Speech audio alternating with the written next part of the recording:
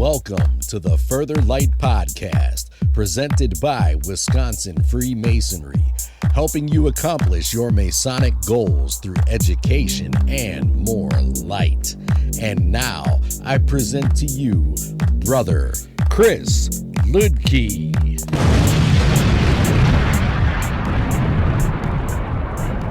But before I bring on Brother Chris Ludke, I would just like to take this opportunity to say, on behalf of the Further Light team, thank you for joining us these last 3 seasons, weekly in many cases. We truly appreciate you. And as we start this season 4, we hope to have you listening more. So please, wherever you're listening to this podcast, definitely hit the subscribe button and keep listening. We really, really appreciate you. And it's hard to believe, here we are, season 4. So thanks again. And without further ado, here is Brother Chris Ludke.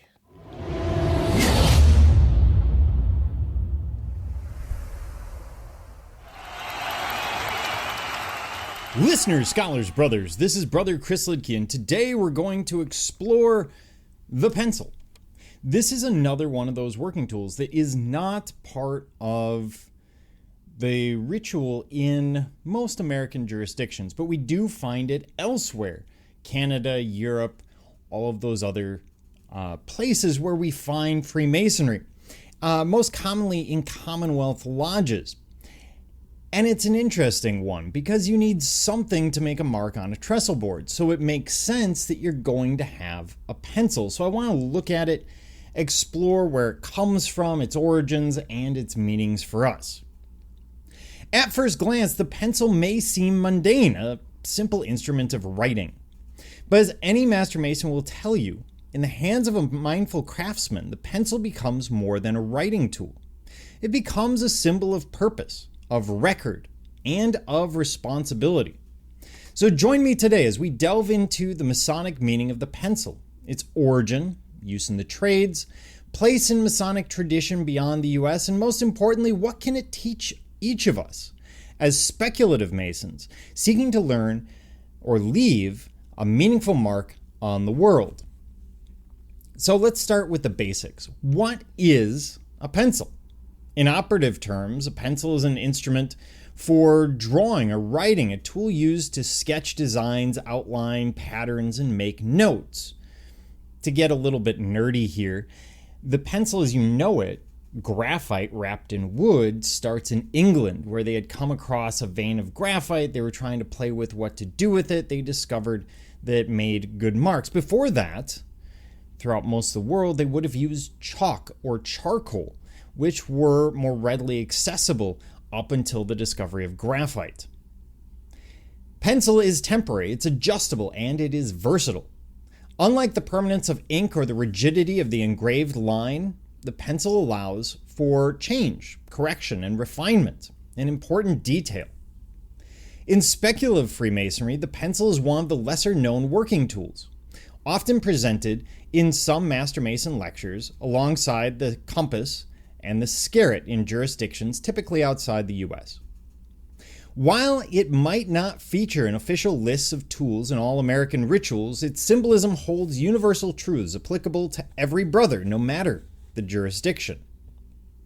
Historically, the pencil as we know it dates back to the 16th century. Oh, here we go. I nerded out a little bit early. I apologize. Before the modern pencil, craftsmen use styluses or brushes, sometimes chalk and charcoal, to draw their designs. The discovery of a large graphite deposit in England in the 1500s revolutionized the way artisans and builders recorded their work. Graphite was initially thought to be a form of lead, and early pencils were literally graphite sticks, typically wrapped in string or wood. And if you went to art school, you probably still use graphite sticks. They're very, very common and very versatile. As the centuries progressed, the pencil evolved into the familiar wooden cylinder we recognize today, an essential instrument in the toolbox of architects, draftsmen, and builders. For operative masons, the pencil played a crucial role in design. Before a single stone was laid, lines had to be drawn, concepts needed to be sketched, proportions needed to be calculated. And the pencil provides the means to articulate vision before it becomes reality. Obviously, you don't build a cathedral by starting with one brick and then going, well, where should I put the next? In the trades, the pencil is a tool of precision and planning, whether sketching an outline of a wall's dimension or tracing the arc of an arch. The tradesman's pencil was the first expression of any idea made visible. It allowed the artisan to test, to adjust, and to revise. In this way, the pencil represents the beginning of an action, the intention behind labor. Before the stone is struck with the gavel or the square is applied to an edge, the pencil has to trace what will be. The pencil is a tool of planning. And something really subtle and powerful, the marks made with a pencil are not permanent. They can be erased, corrected, or refined. This temporality, carries rich symbolic meaning, one that distinguishes the pencil from other working tools. It suggests that our plans, like our actions, should remain open to improvement. The pencil teaches that humility and flexibility are as necessary as vision and discipline.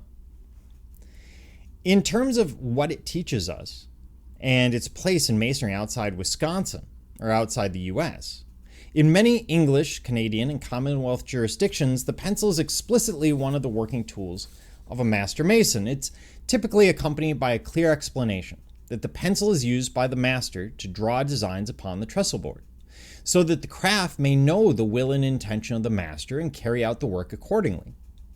This interpretation emphasizes two powerful ideas. First, the pencil is about communication. The master uses it to express a vision to others. Second, it's about intention, that planning must precede meaningful action. In this way, the pencil becomes a bridge between thought and deed. It connects the internal, our desires, ideas, and moral compass, with the external world of words and works. Let's now explore three interpretations of the pencil that we can use today as modern Freemasons. The pencil can be a symbol of responsibility and record. In many traditional lectures, the pencil was said to represent the divine record, the idea that our actions, words, and even intentions are written down by an unseen hand. This aligns with the belief in a supreme being who observes and judges us not only by what we do, but why we do it. The pencil here symbolizes the moral ledger, a reminder that we are accountable. Every day, we write the story of our lives. Each word we speak, each choice we make, each act of kindness or neglect, all are penciled into the narratives of who we are. It's very much the Buddhist idea of right word, right action, forcing us to consider the fact that maybe there is this idea of karma, that something will come back around, that we need to consider our actions in the view of someone potentially recording us. What do you say when you're recorded versus when you don't believe that anyone's looking?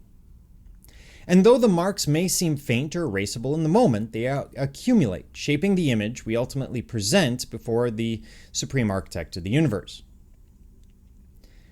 Then we have the pencil as a tool of learning. Unlike ink or chisel, the pencil allows for correction, and this is deeply instructive.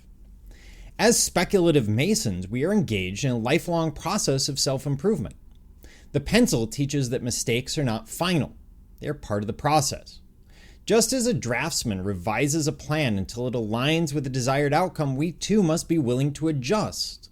Pride, ego, and fear of failure must yield to reflection, repentance, and renewal. In this sense, the pencil embodies mercy, a symbol of the possibility of change. It reminds us that rough drafts are expected on the path to mastery. Then we have the pencil as a voice of vision. The pencil can represent vision made visible. It is the first translation of thought into form. As masons, we are taught to work from the trestle board, to follow the grand design, but also participate in it. Each of us, in our own life, draws the outlines of the person we aim to become. The pencil challenges us to ask, what kind of man am I sketching with my choices? What future am I tracing for my family, my lodge, my community? We are not passive recipients of Masonic light. We are active participants in its design. The pencil calls on us to envision greatness, not in wealth or status, but in virtue, wisdom, and contribution. So what's the takeaway? The pencil, though humble, is a profound tool. It teaches us that every plan begins with intention. It reminds us that all deeds begin in thought, and that all thoughts leave a mark, whether on us or on others. It reminds us that we are always writing, always drawing our moral and spiritual blueprints. And though life may call for edits, erasures, and revisions, the hand that holds the pencil is ultimately our own. Let us then be intentional with that hand. Let us trace lines of honesty, humility, service, and strength. Let us write the story of our lives with purpose, aware that while the graphite may fade, the legacy of our lines may last for generations. Until next time, keep your lines straight, your vision clear, and your mark meaningful. Thank you for joining me, Brother Chris Liedtke, and the entire Further Light team on your quest to find more light through Masonry. Are you interested in learning more about Freemasonry in Wisconsin? Visit wisconsinmasons.org to learn more about Masonry and access further educational content and more light.